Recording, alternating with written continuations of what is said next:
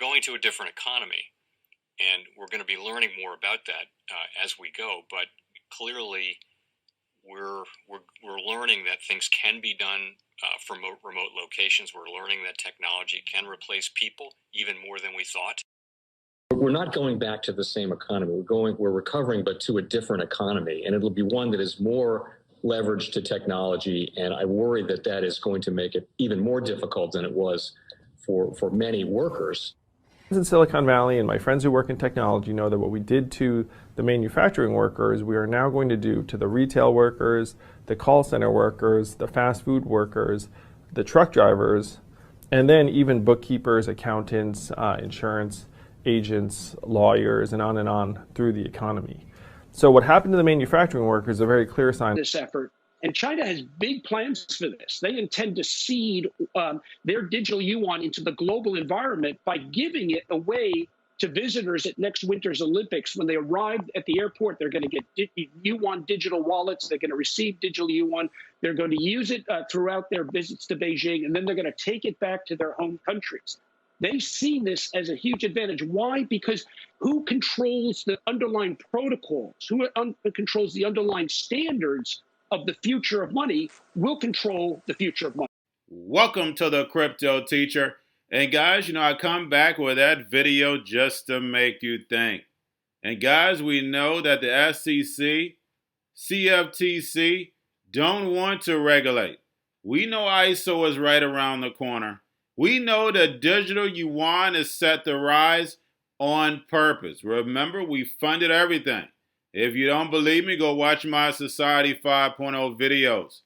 But guys, what's more important than anything is the Fed. This is a controlled collapse. Get your friends and family educated because there's going to be an event that's going to distract the masses. And by the time they wake up, they're going to be in a virtual world, and the robots, algorithms, and drones will take over the economy. How do I know? Because I know. When it comes to the New World Order, it's all planned out. You have a wonderful day.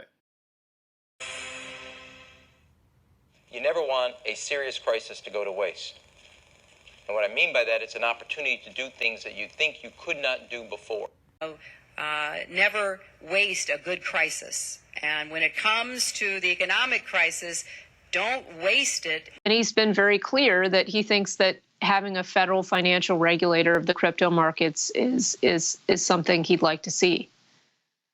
What do you think the chances of that happening are? Well, there's a lot of attention now. I mean, crypto has been growing so quickly, so there's a lot of attention in Congress and regulatory agencies. But Congress has a lot on its plate, and so I don't know whether Congress is going to be able to take the time to build a regulatory framework.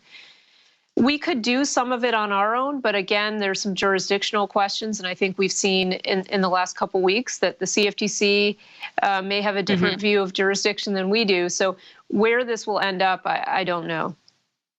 So in terms of how we rein in debt, rein in fiscal spending, and we're talking some big numbers here.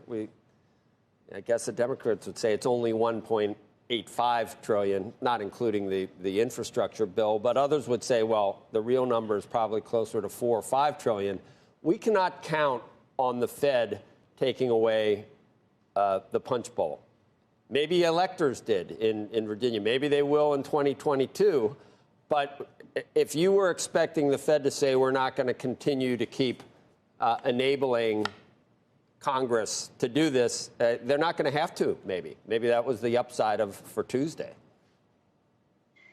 Well, I think we'll see how much stimulus is likely to come out, but I fear that we're still going to get continued overspending, reckless spending from Congress. And the Fed has already injected tremendous potential for monetary expansion. It's a huge number. When you think of over $4 trillion is sitting in bank reserves in their depository accounts at the Fed, gathering dust.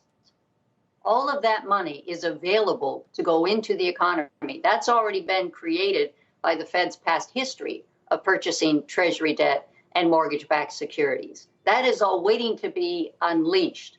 And I don't think the Fed can know what the impact of potentially higher interest rates is going to do. Will it make those banks put the money into Treasury securities so that they're continuing to channel credit to the government, a deficit spending government rather than the private sector? Or will they suddenly decide to make real loans? That's what the Fed doesn't know. Still be zero. And I was thinking through some of this. The Fed can say, well, okay, but, we are cutting back and we needed to stay fairly accommodative because of these other issues. And they'd even point to supply chain problems. But I think you'd point to, are they reacting to supply chain problems or in some respects kind of being the arson putting out the fire? They're responsible, perhaps, for some of the supply chain problems. Well, I think the monetary accommodation is just fueling the fire of fiscal stimulus. So it's exacerbating the inflationary pressures. The Fed really doesn't have the tools to address the problems that our economy is facing. They can't make people go back to work, and they can't resolve those supply side issues. So they just have these rather fundamental tools of trying to manipulate the interest rate. And it's not clear at all that that's going to increase output or directly resolve the problems that are occurring in our economy. I think we should let free market signals help to resolve some of those blockages and get things back on the right road. Well, for whatever reason, the most powerful person in the world is the storyteller. The storyteller sets the vision, values, and agenda of an entire generation to come.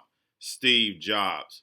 And guys, I truly believe in this. When you look at the New World Order, they're the storytellers. And that's the reason why I wrote my New World Order book. But guys, now it's time to change the current generation. And I wrote 3 kids' books. I love the Trinity because I understand the power that's in it. So I have 3 books. We have an opportunity to change the generation, to educate, not just me, but I want to show you that I take action on a daily basis.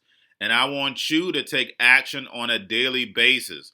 Whether it's your job, whether it's in your community, we have an opportunity right now to educate the masses. I posted this on my Twitter account. Please share, but this is a short clip of the 3 books. There's going to be a clothing line and action figures. Please get these books for your kids, nephews, cousins, friends, so therefore we can start the re-education now. Because as we see, the 4th Industrial Revolution foundation is definitely here. Robots, algorithms, drones, taking humanity out the picture. We have to re-educate. But let's get into the video. Part 1. King Joshua and Grandma Tam save the village. Part 2. King Joshua and Grandma Tam save New York. From COVID Stories 3. Part 3. King Joshua and Grandma Tam goes to China. It's mandatory to get part 1, part 2, and part 3 of this series. It's time to re-educate Generation Z.